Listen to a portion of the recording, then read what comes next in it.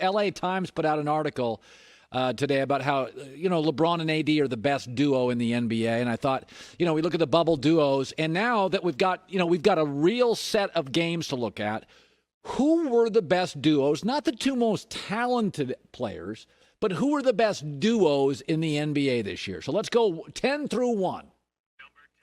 I'm going to go Rudy Gobert, Donovan Mitchell. And the reason I would say it's the best defensive duo. Gobert's one of the great defensive players in the league. Donovan Mitchell at Louisville was a better defensive player before an offensive star. They've played over 1,600 minutes together. That's second most of any duo in the bubble. And they have outscored opponents when those two are on the floor by 6 a game. Probably the best defensive duo. Gobert's a wildly underrated player. If you watch the Jazz, he gives them so many advantages defensively. They can get out on the break on the wings. I would say they're number 10. I'll go, how about Miami Heat here? Jimmy Butler and Bam. And let's be honest, Butler's had a great year. Now, we thought he was going down there, and we thought, it's Jimmy Butler. He doesn't get along with people. Career high in rebounds a game and assists a game and averaging over 9 free throws a game. Now, he's athletic, and he gets to the line, and he gets fouled. And when Bam and Butler are on the floor, a little less effective defensively, but they score 5.5 points more than their opponent. So they're number 9, and I'm shocked they're in here. Total offense, but Damian Lillard and C.J. McCollum. Not a ton of defense. The opposite of Utah. Damian's averaging 29 points a game. I think outside of Steph Curry, he's the best shooter in the game. So I think because Steph Curry's not here, Dame's the greatest shooter in the bubble. He's an all-time offensive threat. Really unlimited range. I could make the argument he and Steph are the only two guys in the league. Shoot from anywhere. C.J. McCollum, similarly, very good offensive player. They're not a great defensive backcourt. In fact, they're the only duo in the top 10 that has a sub-500 record in games in which they both played. They're close to 500. Don't give you a lot in the D end, but great scorers. Joel Embiid and Ben Simmons. Now, everybody loves these guys. Like in talent, you'd put them 1 or 2. Here's the problem. Their net rating and offensive rating has gone down in each of their last 3 seasons together. So even though I think Simmons is a tremendous young defensive player and Embiid can man you up down low, something's not working and it's not getting better. And I think it's fairly obvious. Ben Simmons needs an open lane to be totally effective, and Embiid's really good in the lane, so I don't think they work, and it's getting slightly worse every year.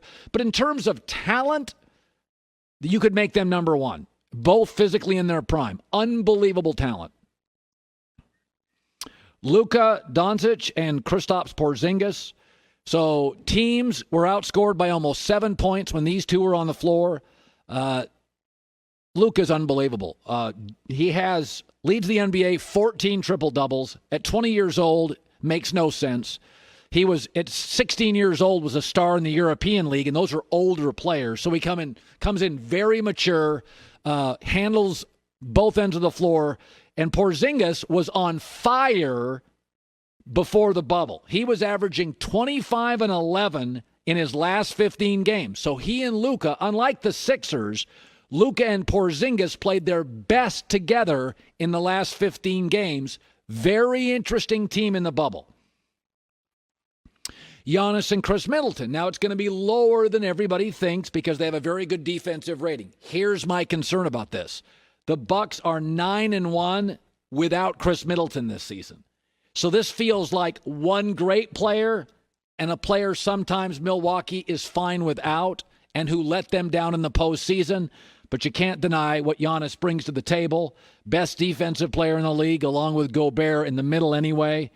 And they have the highest 2+ minus stats in the NBA this year. That's confusing for our audience, but they're really good at it.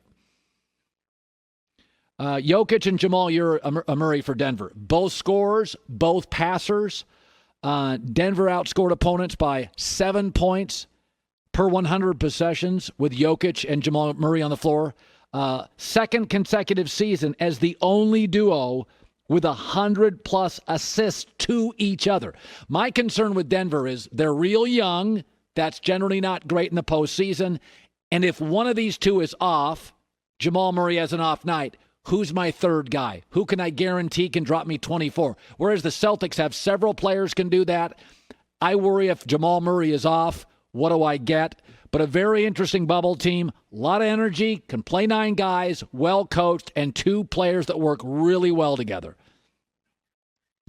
I think these guys are undervalued. Jason Tatum and Kemba Walker. Kemba Walker's been a great pro forever, but he played in Charlotte, and nobody watches their games. It's more of a NASCAR, football, college basketball market. Tatum was torrid before the break. Jason Tatum has become a top 6 player in the NBA, was averaging 29-9 a game since the All-Star break. So whatever it was for Jason Tatum, it popped after the All-Star break.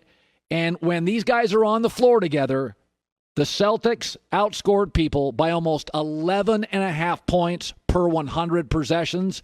And what I like about Boston, even if one of them struggles, I get some Gordon Hayward, I get some Jaylen Brown. No other team in the league has 4 guys that could drop 23, and I wouldn't be surprised. But I think Kemba Walker, this has been such a great bunch of winners, a winning coach, a winning culture, a very good player who had to get a better fit, and Boston's been great for him.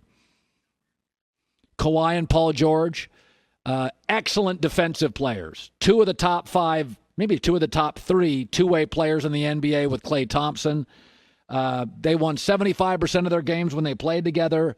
And, there's always been this thing that, Toronto won a bunch of games without Kawhi. Well, the Clippers haven't. They're 6-7 without him. So as good, and the Clippers are deep and well coached.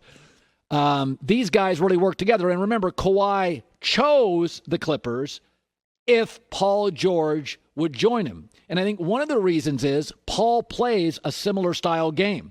So Kawhi doesn't have to carry the big defensive load night after night. They add Patrick Beverley, another guy that can defend the wing. So that's the second best duo. Come on. LeBron and Anthony Davis. Now, the problem with this duo is who's 3?